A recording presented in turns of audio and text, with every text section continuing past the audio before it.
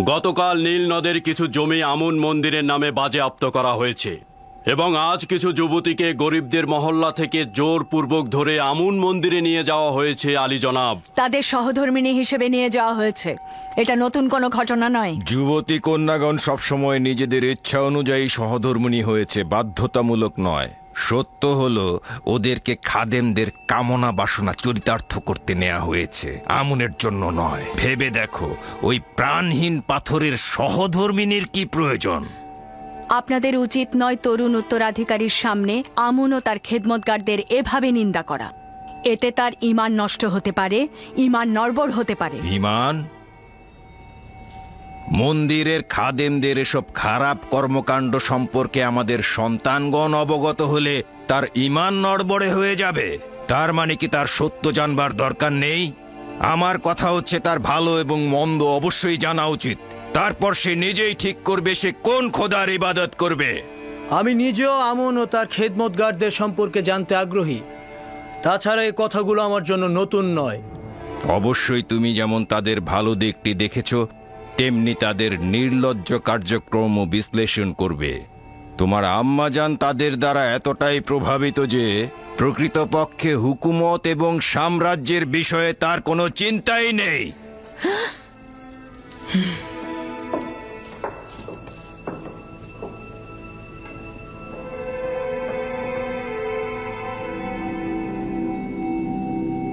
মহামান্য বাদশাহ, এই পুরোহিতদের বিরুদ্ধে এখন কি ফরমান দিতে চাইছেন? আপনার আদেশই শিরোধার্য হবে। অতি দ্রুতই এই বিশৃঙ্খলা দমন করতে হবে, প্রয়োজনে তাদের পাটও চুকিয়ে ফেলতে হবে। আমি চাই অতি দ্রুত তাদের শায়েস্তা করতে।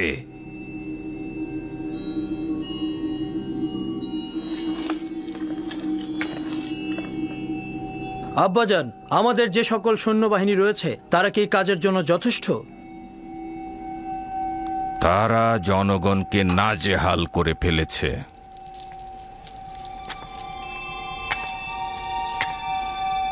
আমুনের সামরিক ঘাঁটি আর পূর্বের ন্যায় নেই। তাদের শক্তি সামর্থ্য অতীতের ন্যায় উদ্বেগেরও নয়। সকল খোদা ইবাদতের যোগ্য নয়। খোদার উচিত নিজস্ব প্রয়োজন না থাকা। তার জায়গা ও বাসস্থান আবশ্যক নয়। তার আহার করা ও ঘুমানোর প্রয়োজন নেই। খোদা তাআলা তার বান্দাদের সেবায় সর্বদা নিয়োজিত।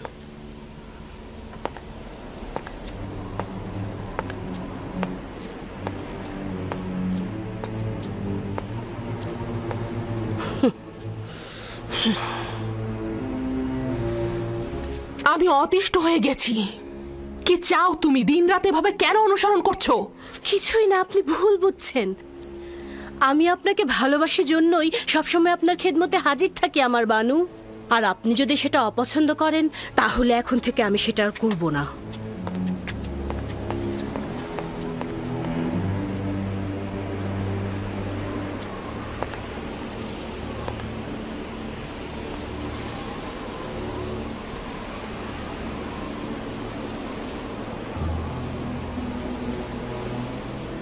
জানো কিছু? ইউজারশিপকে এত নজরদারিতে রাখা হচ্ছে কেন? জানি না, কিন্তু আমি অসংখ্যবার লক্ষ্য করেছি। তবে আমি আশা করছি এই দৃষ্টি খারাপ কোনো নিয়তে না। হ্যাঁ, তোমাকে আমি বুদ্ধিমতী ভেবেছিলাম, এখন দেখছি তুমি একটা মূর্খ।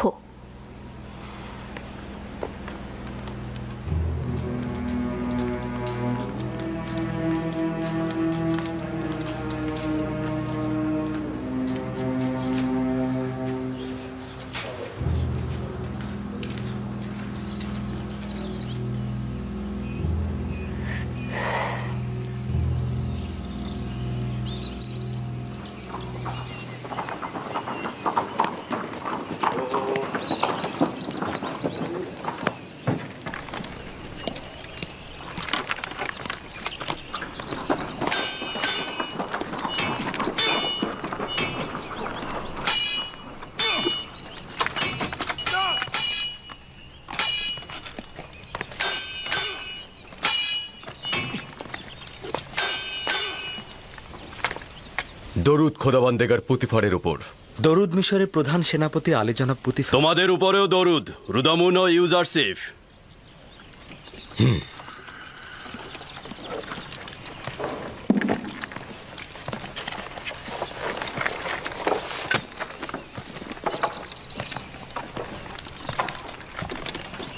অনেকদিন শামশির হাতে নেওয়া হয়নি, আমার সঙ্গে লড়বে? লড়াই নয়, যদি পরীক্ষা নেবার অভিপ্রায় থাকে তাহলে বান্দা রাজি আছে।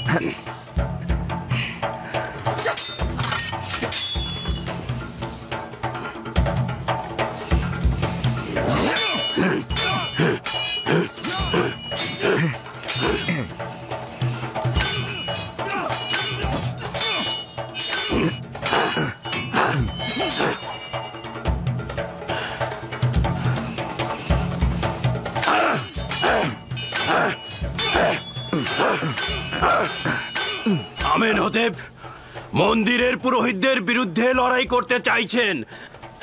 সে তাদেরকে কোণঠাসা করতে চাইছেন। তারা অধিক শক্তিশালী হয়ে গেছে আর মিশরের আভ্যন্তরীণ বিষয় নাক গলানো শুরু করেছে। এটা অত্যন্ত বিপজ্জনক জনাবে আলী। বর্তমানে আমুনের খাদেমদের শক্তি ও সামর্থ্য প্রচুর জনাবে আলী।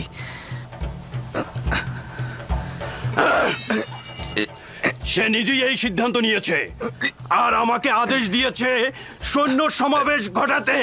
আমেনহোতেপের উচিত হচ্ছে জনাবে মালিক সাধারণ মানুষের উপর আমুন ও তার খাদেমদের প্রভাব চিন্তা করা। আমেনহোতেপের জীবনও বিপদে আছে জনাবে মালিক। এক মুহূর্তের জন্য তাকে একাকী করবেন না। আপনার উচিত তার দিকে লক্ষ্য রাখা জনাবে মালিক। তাই নাকি? এখানে তার শত্রুকে? সেটা যে কেউ হতে পারে জনাবে মালিক। হতে পারে সে রাজমহলেরই কোনো অধিবাসী। আমেনহোতেপের দুশ্মন তো সর্বদাই রয়েছে। আমি বানুতিকে একবার লক্ষ্য করে দেখেছি। তিনি আমুনের ভক্ত ও অজ্ঞামোহরের অত্যন্ত বিশ্বস্ত। আজব ব্যাপার। আমেনহোতেপ আজ এই কথাটি ঝগড়ার সময় বানুতিকে বলেছিল। তাকে বিশ্বাসঘাতক এবং আমেনহোতেপের বিশ্বস্ত বলে অভিহিত করেছিল। জনাব আমেনহোতেপের হেফাজতে থাকবেন। সত্যি তার অনেক বিপদ।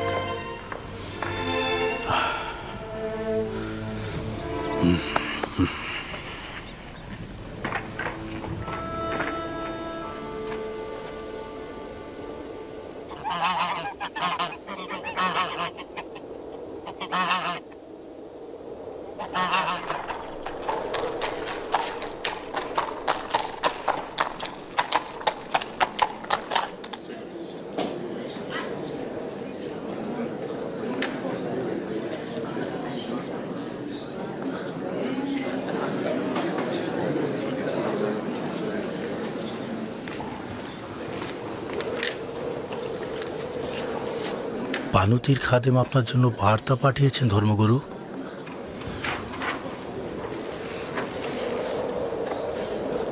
বানুতির আদেশ এটা আপনার নিজ হস্তে দিতে।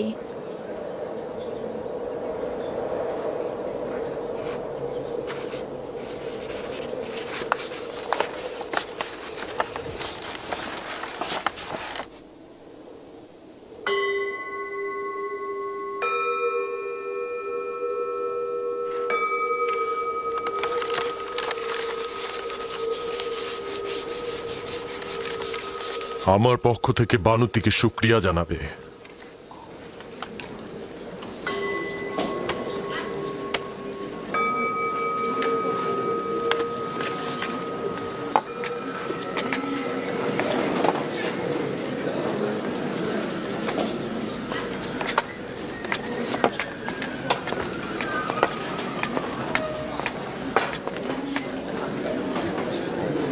তুমি এক্ষুনি আমার সঙ্গে এসো।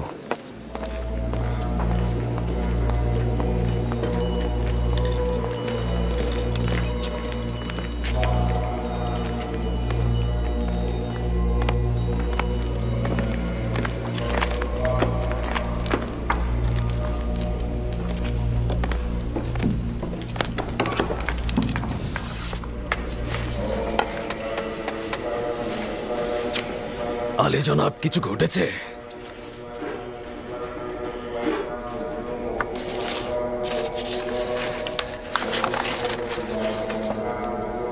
আলী জনাব মহান পুরোহিত অজ্ঞামোহর, সাবধান হন। আপনার নিযুক্ত কিছু সিপাহী এবং খাদেম মিশরের বিশৃঙ্খলার কারণ হয়ে দাঁড়িয়েছে। আমিন হোতেব আমাদের প্রধান সিপাহসালারকে আমুন মন্দিরে হামলার আদেশ দিয়েছেন।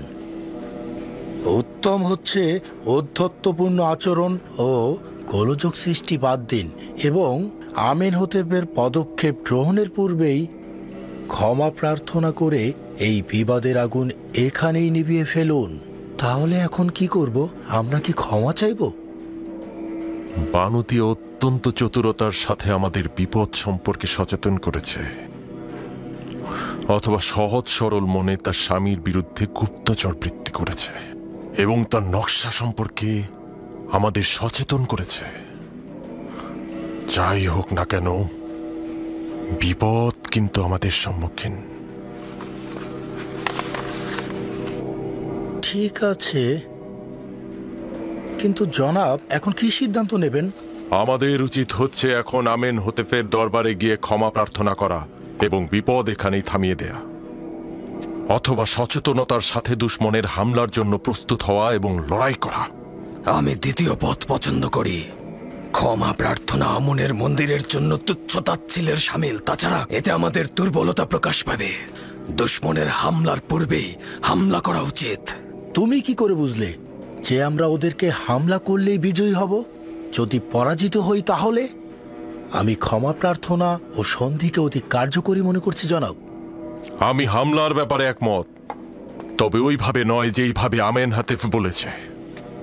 আমাদের দুশমন একজন, আমেন হাতেফ। আমরাও তাহলে একজনকে দিয়েই হামলা করব। এই নেক উদ্দেশ্য হাসিলের জন্য আমেন হতেফের খুবই ঘনিষ্ঠ একজন দরকার। আমার মনে হয় আমি আমিন হোতেপের খুবই ঘনিষ্ঠ একজনকে পেয়ে গেছি। ইনসান হচ্ছে আশরাফুল মখলুকাত, যার অর্থ হচ্ছে সৃষ্টির সেরা। আমরা বোধ বুদ্ধি সম্পন্ন, আমরা আমাদের চোখ দিয়ে দেখতে পাই, আমরা অনুভব করতে পারি, বিবেক দিয়ে চিন্তা করতে পারি, যেটা অন্য কোনো জীব পারে না, আর সে কারণেই তারা নিচু স্তরের। অতএব আমরা সকল জীবের মধ্য থেকে সৃষ্টির সেরা জীব। কিন্তু আমরা তো জানি আমুন সবার থেকে সেরা। আমুন তো পাথরের তৈরি, সেটা একজন শিল্পী তৈরি করেছে। অতএব এটা তো বোঝাই যাচ্ছে যে আমুনকে যে তৈরি করেছে সে তার থেকে সেরা নয়। অর্থাৎ হস্তনির্মিত কোনো কিছুই তার শিল্পীর থেকে সেরা নয়। আপনার খোদাকে দেখা যায়? খোদা তাআলা তো দৃষ্টিসীমানার ঊর্ধ্বে, অতএব তাকে দেখা যাওয়া উচিত নয়।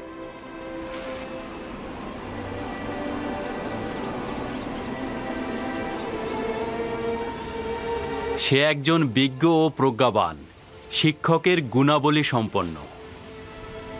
কে বিশ্বাস করবে কিছুদিন আগেও সে একটা আদুরে বালক ছিল? এখন সে রাজমহলের সকল কাজের কাজই। তুমি কি ইউজারশিপের বেড়ে ওঠা ও উন্নতিতে সন্তুষ্ট নাও? না না, আমার দৃষ্টিতে সে খুবই যোগ্য। সে একজন বিজ্ঞ ও জ্ঞানী যুবক। আমি সব বিষয়ে ইউজারশিপের সাথে সলা পরামর্শ করি, এখন পর্যন্ত ক্ষতিগ্রস্ত হইনি। আমি তার জন্য ভীষণ ভয় পাচ্ছি। উচিত ছিল লক্ষ্য রাখা যাতে ইউজারশিপ সকলের সামনে হাজির না হয়। ইউজারশিপ অত্যন্ত সুদর্শন। মিশরের নারীরা তাদের কামনা বাসনা দিয়ে তাকে ফাঁদে ফেলতে পারে। এটি স্বভাবগত। একজন সুদর্শন চেহারার অধিকারী যুবককে প্রত্যেক নারী চাইবে আকৃষ্ট করতে।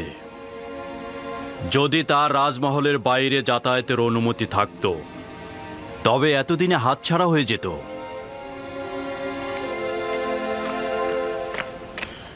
জনাব ইউজারশিপ, জনাব হানিফার অবস্থা ভালো নয়। জলদি করে রুদামুনকে খবর দাও।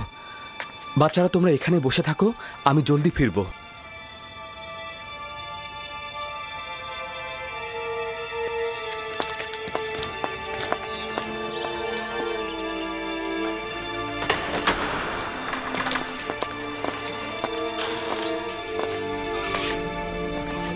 আপনি এখন কেমন আছেন? আমার পুত্র ইউজারসিফ, চিন্তিত ছিলাম তোমাকে না দেখে মারা যাব। এখন আমি অনেক খুশি। জনাব তত্ত্বাবধায়ক, এসব কি বলছেন আপনি? আপনি সুস্থ হয়ে যাবেন, খুব দ্রুতই ভালো হয়ে যাবেন। একটু চুপ করুন, যতক্ষণ সময় আছে আমার কথাগুলো বলি। আমার পুত্র ইউজারসিফ, তুমি রাজমহলের সকল বিষয়ে অবগত এবং সকলের চাইতে উত্তমভাবে এটি পরিচালনা করতে পারবে। তুমি রাজমহলে বসবাসের মধ্যে কল্যাণ ও নেক নিয়ে এসেছ। আমার অনুপস্থিতিতেও তুমি সকলকে ভালোবাসবে, সকলে তোমাকেও ভালোবাসবে।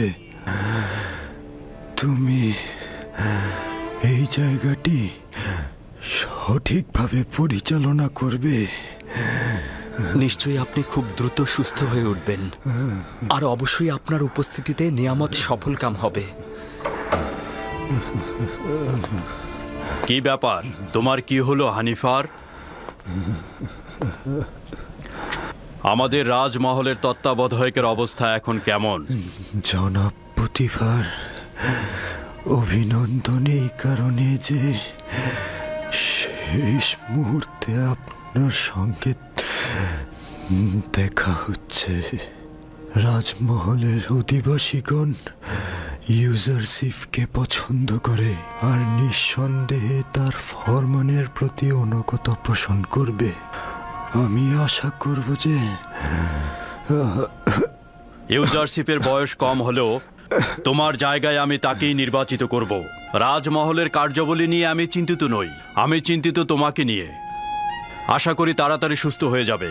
আমি আপনার রাজমহলের সকল অধিবাসী এবং পুত্র ইউসুফের উপস্থিতি স্বীকার করে নিচ্ছি যে মিশরের খোদার আইনের বিপরীতে ভিন্ন এক খোদার প্রতি ঈমান এনেছি এবং পরকালের জিন্দেগিতে শান্তি দান করেন। আমি যার কাছ থেকে হেদায়েত প্রাপ্ত হয়েছি, চাইছি সে যেন আমার জন্য দোয়া ও প্রার্থনা করেন। সে যেন আমাকে ক্ষমা করে দেন।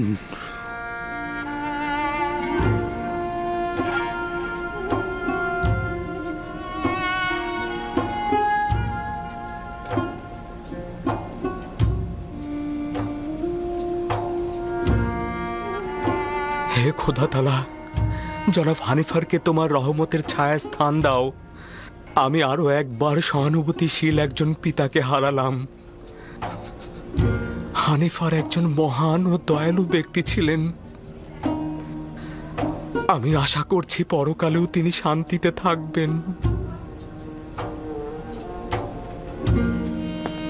আমাদের হানিফারের অন্ত্যেষ্টিক্রিয়া অত্যন্ত জাঁকজমকপূর্ণভাবে হতে হবে। তার জন্য বিশেষ কফিনের ব্যবস্থা করো। তাকে পশ্চিমে নিয়ে যাবে, অবশ্যই মমি করে রাখবে আর তার সঙ্গে প্রয়োজনীয় সব কিছু দিয়ে দেবে।